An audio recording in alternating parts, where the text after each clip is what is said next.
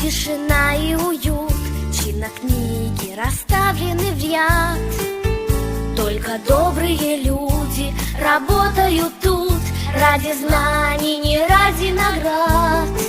В библиотеку мы спешим с тобой снова. Здесь всегда день открытых дверей. Библиотека скажет доброе слово. Очень рад он приходу детей. В залах библиотек царство древних времен, мудрость жизни, науки гранит. А созвездие ярких, великих имен верный библиотекарь